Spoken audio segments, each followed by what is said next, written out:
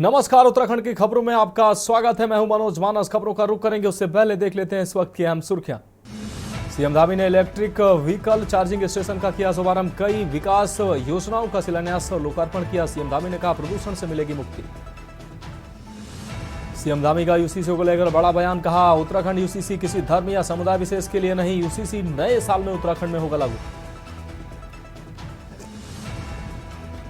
Christmas से पहले नैनीताल में पर्यटकों की संख्या बढ़ी। होटलों में कमरे हुए महंगे। वीकेंड पर करीब 5,000 पर्यटकों के आने और 1,500 वाहनों के प्रवेश का अनुमान।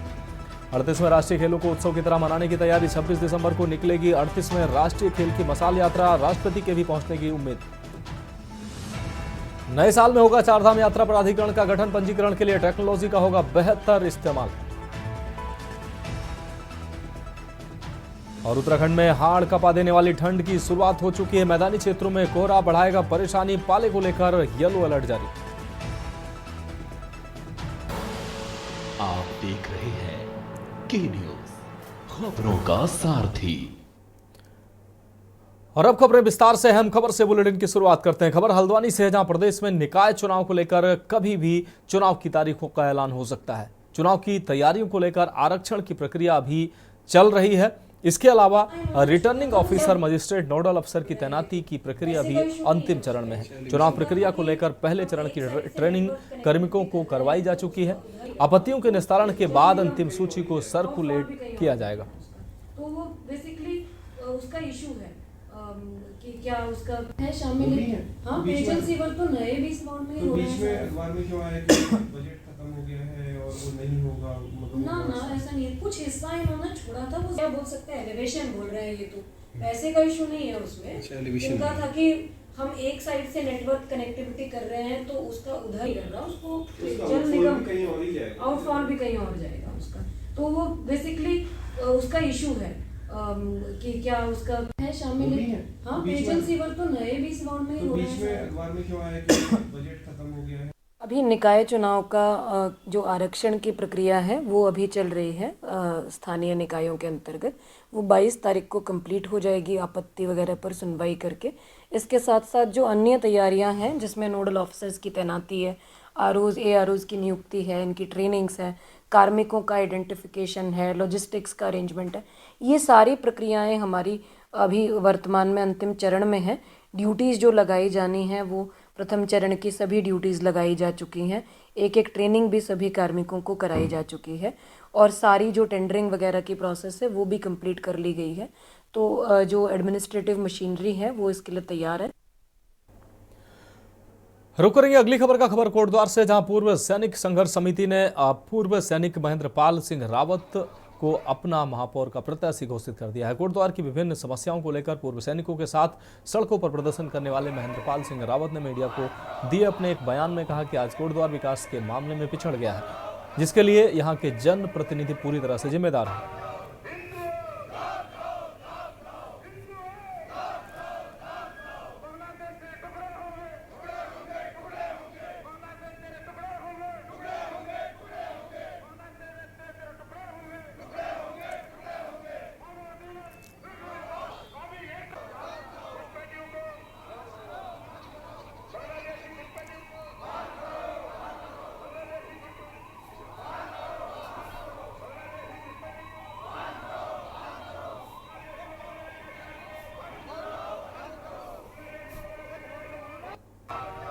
आज यहाँ का जो जनमानस है, नागरिक है, वो हताश निराश होकर एक नई आशाओं की तरफ देखने की ओर बढ़ रहा है।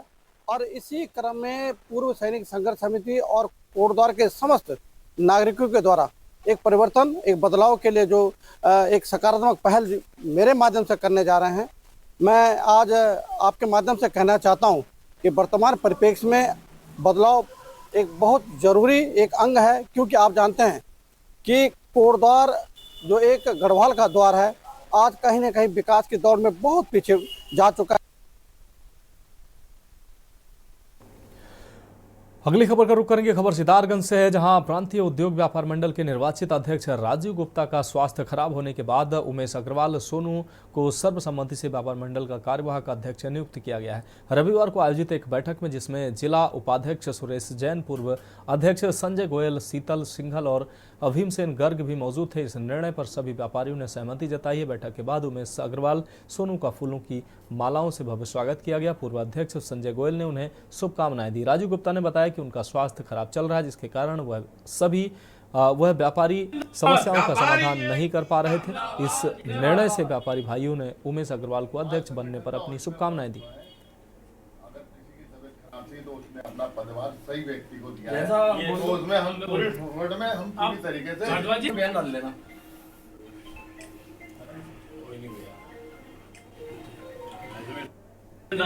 व्यापारी एकता, व्यापारी एकता।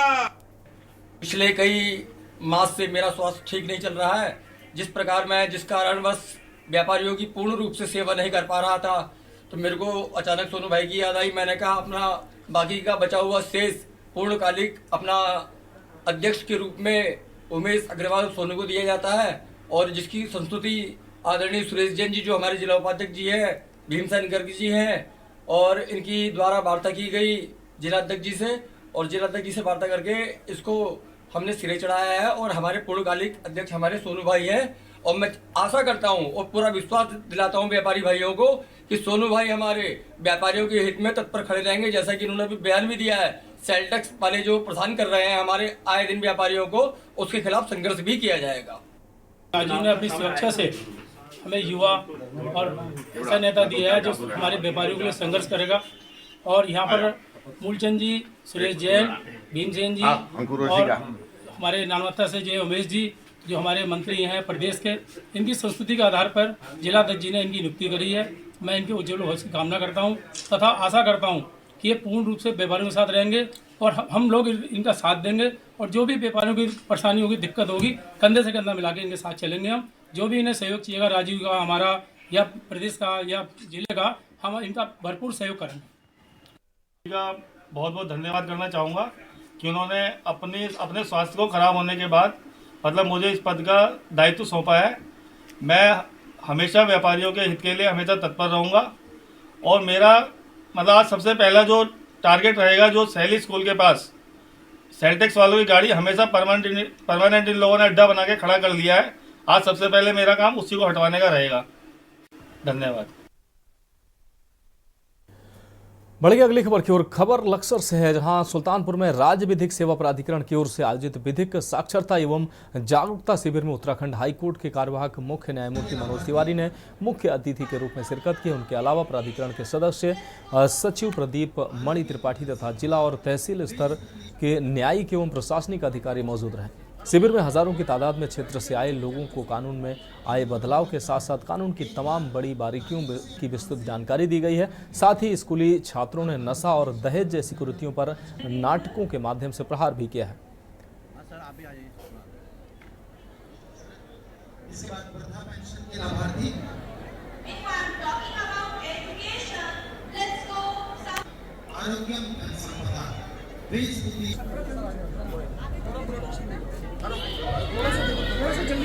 उत्तराखंड राज्य विधिक सेवा प्राधिकरण के तत्वाधान में जिला विधिक सेवा प्राधिकरण के नेतृत्व में निर्बल निर्धन विधिक सहायता समिति के सहयोग से ये बहुत बड़ा वृहद विशाल विधिक साक्षरता जागरूकता शिविर है। और न्यायमूर्ति जी का यहाँ पधारने का सीधा सीधा मतलब है, जो यहाँ के गांव के गरीब लोग हैं, किसान लोग हैं, मजदूर लोग हैं, जो केंद्र सरकार के, जो राज्य सरकार की कल्याणकारी योजना है, उनका लाभ दिलवाएं। जैसा कि आपने देखा, समाज कल्याण ने ट्राईसाइकिल वितरित की, किसानों के स्टाल ने कृषि यंत्र वितरित किए, चेक वितरित किए, विधवाओं के चेक वितरित हुए, तो इन योजनाओं का लाभ मिलता है। खालसा की एक थीम है, जो मानसिक रूप से विकलांग और मानसिक रूप से जो बीमार व्यक्ति हैं, उनकी 2015 की और 2024 की एक स्कीम है। उस स्कीम पे ये कैंप आयोजित हुआ है जनता इंटर कॉलेज लक्सर में। इस स्कीम का मुख्य उद्देश्य कैंप का ये था कि जो दिव्यांगजन हैं या जो मानसिक रूप से बीमार व्यक्ति हैं, उनको ज़्यादा से ज़्यादा लाभ दिया जाए।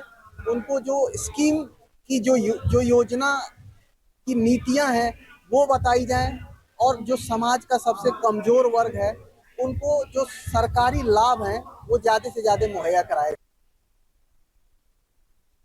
रुक करेंगे अगली खबर का। खबर हरिद्वार से है, जहां बड़ा हादसा होने से टला है। आपको बता दें, हरिद्वार देहरादून हाईवे के फ्लाईओवर पर एक तेज रफ्तार अनियंत्रित होकर पलट गई। हादसा सप्तऋषि पुलिस चौकी के पास हुआ है। कार की रफ्तार इतनी तेज थी कि कार ने कई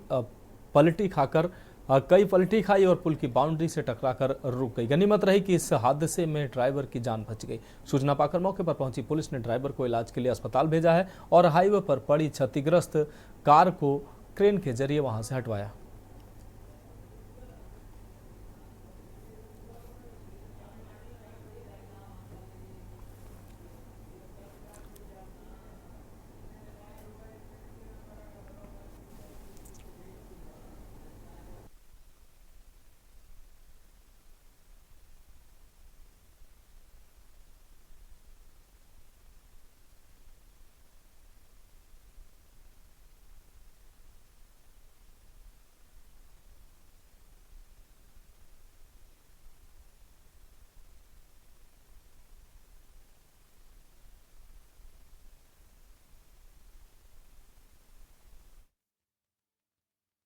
हम खबर का रुख करेंगे। खबर देहरादून से, जहां मुख्यमंत्री पुष्कर सिंह धामी ने कनक चौक देहरादून में 188 करोड़ की कुल 74 योजनाओं का लोकार्पण और शिलान्यास किया है। इसके तहत 111.22 करोड़ की लागत से 36 लोकार्पण कार्य और 76.85 करोड़ के 38 शिलान्यास के कार्य शामिल हैं। इसके तहत देहरादून के 4 स्थानों पर इलेक्ट्रिक व्हीकल चार्जिंग स्टेशन का लोकार्पण हुआ। लगभग 11 करोड़ की लागत से बनने वाली 2 ऑटोमेटेड पार्किंग और एक भूतल पार्किंग का शिलान्यास भी किया गया है। इस अवसर पर मुख्यमंत्री ने बाल भिक्षावृत्ति निवारण प्रयासों के अंतर्गत 3 रेस्क्यू एवं पुनर्वास वाहनों का फ्लैग ऑफ एवं जिलाधिकारी देहरादून कार्यालय में पत्र प्रबंधन डेस्क का भी शुभारंभ किया।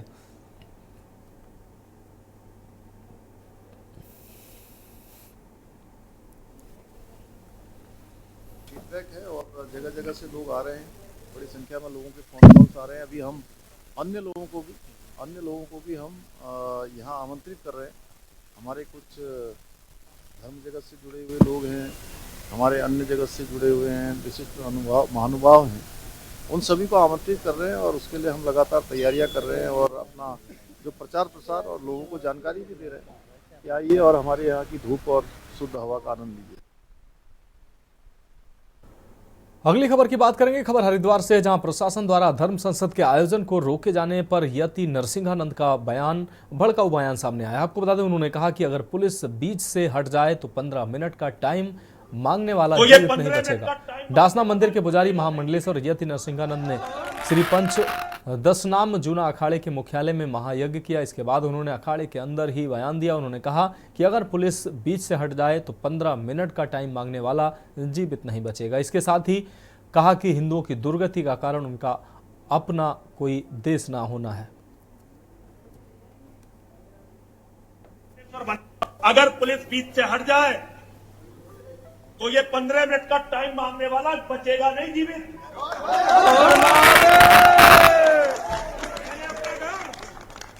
अपना परिवार केवल सनातन पर मिटने के लिए छोड़ा था। आज भी मुझे अपने परिवार का इतना मोह है, समझ में आपको बता नहीं सकता। मैं अपने आप को सन्यासी नहीं मानता। जूना अखाड़े के हमारे संरक्षक, हमारे गुरु स्वामी हरिगिरी जी महाराज ने हमें महामंडलेश्वर बनाया। ये माँ की और महादेव की कृपा मुझ पर और स्वामी जी की कृपा मुझ पर मैं अपने आप को सन्यासी नहीं मानता। परशुराम की वंशावली में मेरा जन्म हुआ। अगर एक बार ये पुलिस वाले और ये प्रशासन और ये नेता हट जाए, स्वामी जी, मैं परशुराम के वंश में पैदा हुआ हूं, अकेला। मेरे बच्चे यहाँ बैठे हुए जिनके बूते पे मैं कह रहा हूं, एक भी भाषा बढ़ेंगे अगली खबर की ओर। खबर रुड़की से है, जहां नगर निगम के लिए कांग्रेस से मेयर व पार्षद पदों के लिए कैंप कार्यालय पर आज भी आवेदनकर्ताओं का जमावड़ा लगा रहा। आज वरिष्ठ कांग्रेस नेता 5 बार के पार्षद रविंद्र खन्ना की पत्नी रेणु गुप्ता, खन्ना महानगर अध्यक्ष राजेंद्र चौधरी की बेटी पूर्णिमा चौधरी और पूर्व मेयर यशपाल राणा की पत्नी श्रेष्ठा राणा ने मेयर पद के लिए महानगर अध्यक्ष राजेंद्र चौधरी को आवेदन दिया है। महानगर अध्यक्ष राजेंद्र चौधरी ने बताया कि मेयर पद के लिए 6 आवेदन, साथ ही पार्षद पद के लिए करीब 30 आवेदन आ चुके हैं। लगातार आवेदन अभी भी आ रहे हैं। जय कांग्रेस, विजय कांग्रेस। मेयर पद के लिए आए हैं, लगभग 30 आवेदन जो है वो पार्षद पद के लिए आए हैं। मेयर पद पे आज श्रेष्ठा राणा जी ने किया, रेणु खन्ना जी ने किया और पूर्णिमा चौधरी ने। जोश है लगातार कांग्रेस में। पूरा रुड़की में इस बार कांग्रेस का मेयर बनेगा। बीजेपी यहाँ फेल होगी। बीजेपी ने ना सड़क के गड्ढे भरे, ना लोगों को पानी दिया, ना समय पे बिजली दी, वाटर टैक्स आ रहा, पानी आ नहीं रहा, और सबसे ज्यादा महंगा हाउस टैक्स अगर है तो रुड़की में। रेणु गुप्ता खन्ना का कांग्रेस कैंप कार्यालय में आवेदन किया और अपना भी किया पार्षदी का मध्य सिविल लाइन वार्ड नंबर 7 से। पार्टी से रेणु खन्ना के लिए टिकट मांगा। विकास करेंगे, जो लोगों की समस्याएं हैं नगर निगम की वो दूर करेंगे। देखिए 2003 से 2008 तक फीमेल्स को इतनी अच्छी अपॉर्चुनिटी मिल रही है, और जैसे कि हमारी सिटी की हालत अभी बहुत ज़्यादा ख़राब चल रही है। डेवलपमेंट के नाम पे यहाँ पे कोई एक्शन लिया ही नहीं गया है बहुत सालों से। ना कोई अभी मेयर की सीट जो है वो भी खाली पड़ी हुई है, रिज़ाइन करके चले जाते हैं। तो मैं चाहती हूँ कि हमारी सिटी में बहुत अच्छा डेवलपमेंट हो, और बहुत सारे एरियाज़ हैं जहाँ पे रिक्वायरमेंट है बहुत अच्छा काम करने की। और फीमेल्स जो होती हैं ना वो ज़्यादा एफिशिएंट होती हैं और वो बहुत फोकस्ड होती हैं। उनका होता है कि अपना काम फटाफट करो और अपना मतलब एफिशिएंटली काम हो, इफ़ेक्टिवली काम हो। और यही मेरा मेन रीज़न था कि मैं इलेक्शन के लिए अपनी मतलब आवेदन करूं कि मैं अच्छा काम कर पाऊं लोगों के लिए, और उनको ये हो कि हमारी सिटी में जेन्युइनली काम हुआ है और जो कि बहुत ज़्यादा जिसकी रिक्वायरमेंट है अभी। क्या मानते हैं समस्या ही समस्याएं हैं, मुख्य तो क्या सारी ही समस्याएं हैं यहाँ पे। कुछ अच्छा अभी तो मुझे तो हाल फिलहाल में कुछ नहीं दिख रहा। कौन से वार्ड से दावेदारी कर रहे हैं, क्या कहना चाहिए? मैं वार्ड नंबर 37 पुरानी तहसील रुड़की से आवेदन पत्र दिया है जिला अध्यक्ष जी को, अपने राजेंद्र चौधरी जी को। तो ये है कि अपना आगे देखते हैं क्या होता है। क्या मानते हैं आपको विश्वास जता जाएगा जी? आलाकमान आप विश्वास जता के आपको टिकट देगी? हाँ, 20 साल से मैं पार्टी के साथ जुड़ा हूँ, कार्यकर्ता के रूप में काम कर रहा हूँ। जो भी गली मोहल्लों के बीमारी का समय जिसको भी जहाँ जैसे भी सुविधा होती है उसके साथ रहता हूँ। आवेदन किया है, पार्टी से पूरी उम्मीद है कि टिकट देंगे, फिर आगे उसके हिसाब से चुनाव लड़ेंगे, काम करेंगे लोगों के बीच में। मोहल्ले में यही है, नाली है, सड़कें हैं। हमारे यहाँ पर नाले की सबसे बड़ी प्रॉब्लम है, सही तो पानी भरने की। सबसे वाली बात तो यही है। और मैं सन 2003 से सन 2008 में माईग्रान में पार्षद रह चुकी हूँ, तो मुझे उसका भी राजनीति का अनुभव है। मैं नगर निगम में जो भी समस्याएं हैं जैसे टैक्स की हो गई, और नगर निगम के जो पुराने दुकानदार हैं, किराएदार हैं, उनका जो मालिकाना हक है वो नहीं दिलाया जाएगा, और टैक्स की समस्या हल होगी। ड्रेनेज जो जल भराव की समस्या है उसका निस्तारण किया जाएगा। सफाई कर्मचारियों की कमी है वहाँ, वो भी देखी जाएगी। कहते हैं कि भाई अपने पार्षद आपके हस्बैंड है, तो पार्षद बहुत छोटी चीज़ है, आप हमें ये मौका दोगे तो मैं ये करके रहूँगी। तो फिलहाल खबरों में वक्त एक ब्रेक का है, जल्द हाजिर होंगे। आप देख रहे हैं के न्यूज़, खबरों का सारथी। खबरों में एक बार फिर से आपका स्वागत है। बढ़ेंगे अगली खबर की ओर। शीतकालीन चारधाम यात्रा के दौरान सुरक्षा व्यवस्था को और मजबूत करने के लिए पुलिस महानिदेशक दीपम सेठ ने आवश्यक दिशा निर्देश दिए। उन्होंने बताया कि हर धाम के शीतकालीन प्रवास स्थलों पर समन्वय बैठकें आयोजित की जाएंगी और यात्रा मार्गों पर सुरक्षा बढ़ाने की ठोस रणनीतियां बनाई जा रही हैं। प्रदेश में जो हमारी जो शीतकालीन यात्रा जो है वो सुरक्षित हो और आने वाले श्रद्धालु यहाँ पे आए, अपना तीर्थाटन करें और उसके बाद में एक सुखद अनुभव लेके जाएं। ये उत्तराखंड पुलिस का मोटो है और इसी मोटो के साथ हम अब काम कर रहे हैं। विशेषकर इसमें ट्रैफिक प्लान भी डिस्कस किया गया है। मेरी कल डायरेक्टर ट्रैफिक के साथ में मीटिंग हुई जिसमें हमने ये विचार विमर्श किया कि किस तरीके से ऑल्टरनेट रूट्स जो हैं उसको बनाया जाए, तो उसमें भी वर्क ऑन चल रहा है। अगली खबर भी देहरादून से, जहां सूबे के कृषि एवं ग्राम विकास मंत्री गणेश जोशी ने नई दिल्ली में भारतीय जनता पार्टी के वरिष्ठ नेता एवं पूर्व केंद्रीय मंत्री डॉक्टर मुरली मनोहर जोशी से उनके आवास पर शिष्टाचार भेंट की है और उनका कुशल क्षेम जाना है। इस दौरान कई समसामयिक विषयों पर विस्तार से चर्चा की गई। इस अवसर पर कृषि मंत्री गणेश जोशी ने पूर्व केंद्रीय मंत्री डॉक्टर मुरली मनोहर जोशी को जैविक उत्पादों से निर्मित किट भी भेंट की। रुक करेंगे अगली खबर का। डोईवाला नगर पालिका क्षेत्र के जोली ग्रांड एयरपोर्ट से सटे कोठारी मोहल्ले के लोगों ने खराब सड़क को लेकर शासन और प्रशासन के खिलाफ प्रदर्शन किया। ग्रामीणों ने चेतावनी दी, यदि सड़क का सुधार और चौड़ीकरण जल्द नहीं हुआ तो वे मजबूर होकर निकाय चुनाव का बहिष्कार करेंगे।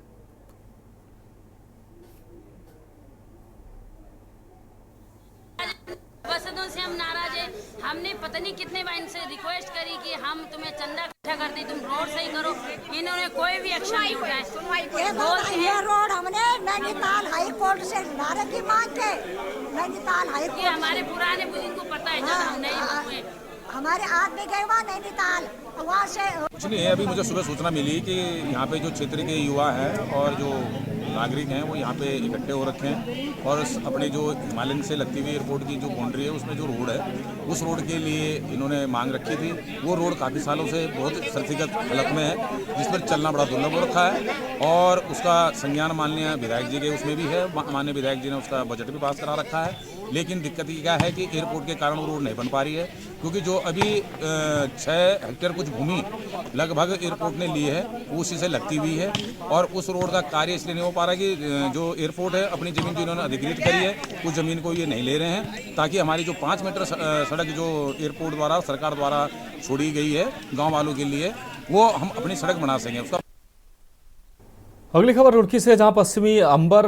तालाब के पास प्राचीन हनुमान मंदिर में पुरोहित महासभा के अध्यक्ष आचार्य रजनीश शास्त्री ने पत्रकार वार्ता का आयोजन किया। पत्रकारों को संबोधित करते हुए आचार्य रजनीश शास्त्री ने कहा कि आशीर्वाद एन्क्लेव में आज से 28 दिसंबर तक अष्टम श्रीमद् भागवत कथा का भव्य आयोजन किया जाएगा, जिसको लेकर सभी तैयारियां पूरी कर ली गई हैं। आगे कहा कि आज लक्ष्मी नारायण मंदिर से कलश यात्रा निकाली जाएगी जो कथा स्थल पर पहुंचेगी और जिसके बाद 28 दिसंबर तक प्रतिदिन श्रीमद् भागवत कथा का व्याख्यान किया जाएगा। श्रीमद् भागवत कथा का दिव्य आयोजन दिनांक 22 दिसंबर से लेकर के 28 दिसंबर तक चलने वाला है। साप्ताहिक यज्ञ है। 29 दिसंबर को यज्ञ और विशाल भंडारे के साथ इस कार्यक्रम का समापन होगा। श्रीमद् भागवत कथा का दिव्य आयोजन है जो कि साप्ताहिक ही होता है। जीवन में हम सबके पास 7 दिन होते हैं और इन 7 दिनों में कितना बेहतर कर सकते हैं जीवन में। धर्मेण अन्यत व्याधि, धर्मेण अन्यत ग्रह, धर्मेण अन्यत शत्रु, यतो धर्मस्ततो जया। तो शास्त्रों में कहा गया है कि धर्म करोगे तो शत्रु नजदीक नहीं आएंगे, शत्रु धर्म करेंगे तो रोग पास नहीं आएंगे। धर्म करने वाले की सदैव विजय होती है और यही बात लोगों तक पहुंचानी है कि किस प्रकार से आप धर्म की ओर जुड़े। भगवान का नाम तो देखिए विशेष ही होता है।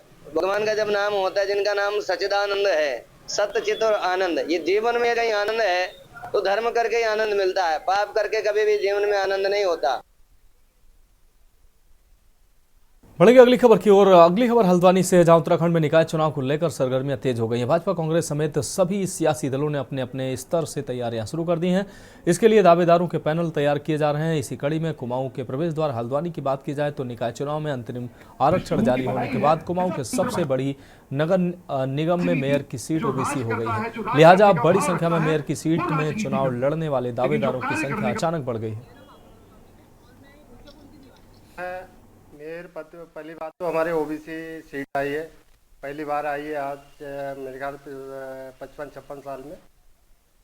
उसके देखते हुए कि मैं प्रत्याशी, क्योंकि 20 साल से मैं पार्टी का सिपाही हूँ, 20 साल से मैं काम कर रहा हूँ, विभिन्न पदों पर रहा हूँ, लेके नगर कारकर्णी से लेके मैं 2 बार जिला अध्यक्ष रहा, 1 बार महामंत्री रहा, अभी भी मैं मछुआरा प्रकोष्ठ का प्रदेश संयोजक हूँ।